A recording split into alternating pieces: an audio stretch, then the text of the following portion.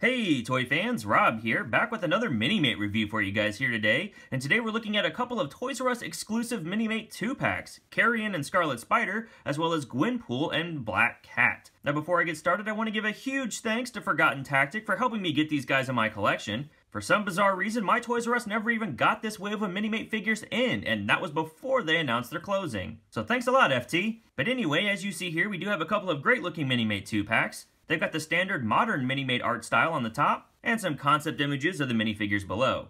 The back of the packaging does feature all of the figures in this wave. I'm only missing the Collector and Thor, but I don't plan to pick those guys up. And then we do get a bio for Carrion, Scarlet Spider, Gwenpool, and the Black Cat.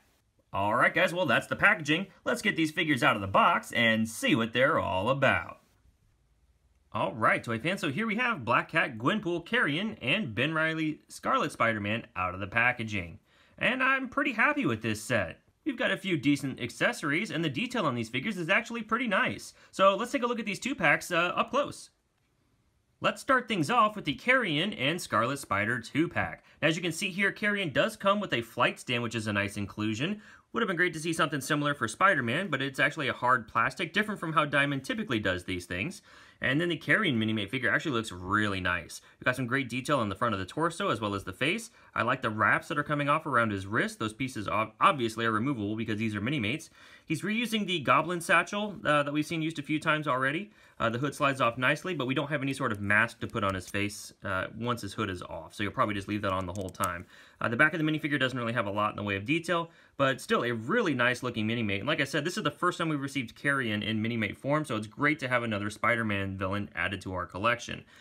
Scarlet Spidey looks phenomenal. The hoodie's a little bit lighter blue than I think I would have chosen, a little paler. I would have preferred just a more striking blue color on the minifigure, but otherwise I love the sculpted web shooters around the wrist. The belt looks nice. The face detail is fantastic. I mean, look at that. It looks like it jumped right off of the page there. Like the way the shadowing's been done. You can even see the hint of sort of a round head, but then the eyes are the perfect Scarlet Spidey eye style. The back of the figure doesn't have a lot of detail as far as paint goes, but we have the hood, a piece we've seen used with Spider-Gwen and a few other Minimate figures, and then of course we can see the sculpt work on the belt and the web shooters on the back. Of note here, on the legs, we don't have just, flat pouches. These are actually reused knife pouches. We've seen them before. I recognize them immediately from the Longshot Minimate figure, and that knife would fit into Scarlet Spidey's pouches as well. But I think we've seen those ankle pouches reused on shield agents and other sort of militaristic characters. So I can understand why Diamond Select chose to reuse those. I don't think it's a bad thing, but I kind of wish they looked a little bit different and didn't have the holes in there at the top all the time. But that's really is just me nitpicking.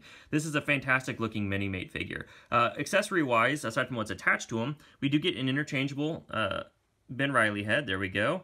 Nice hair sculpt. We've seen this used several times before. The face looks, like a Peter Parker looking face should look.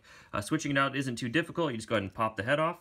There we go. You can leave the hood on there and then pop the other head right on. It's a little tight actually. Did it once already, but I forgot how tight that was. All right, there we go. And as you can see, he looks the part, of course he does. And then he also has a web strand. This is the same web strand we see all the time with Spider-Man figures. Typically it's white. When we had the 2099 Spidey, it was blue. But again, it's a nice thing to have for your Spider-Man figure, but they're always packaged in a coil. I know there's probably no way to avoid that, but because of that, I don't tend to use these that often. But it is a fun accessory if you just want to pose your Spider-Man Minimate having just webbed up the bad guy. Okay, and next we've got Black Cat and Spider-Gwen. Now the Black Cat Minimate figure looks really nice. This is a perfect rendition of the modern version of Black Cat post Superior Spider-Man. I like the way that the mask looks around the figure. There's even a little bit of detail painted on that mask. The hair sculpt's really nice. I don't recognize it from another figure, but I don't think I would guess it's not brand new to this Black Cat. She's got some nice sculpted detail around the wrist and around the ankles, and I like the way that the costume detail has been painted on this figure as well. The back of the figure doesn't have any painted detail, and interestingly, the belt actually wraps all the way around the figure and then has like this extra piece hanging off on the back. So I think I would prefer that not to be sticking out so far from the back of the figure. It does tend to get touched or whacked or whatever as I try to move her around. I can't remember if that's comic accurate or not. This may be a reused piece and that's why it looks like that, but that's only my minor gripe about this figure. Otherwise, I think it's a great looking Felicia Hardy.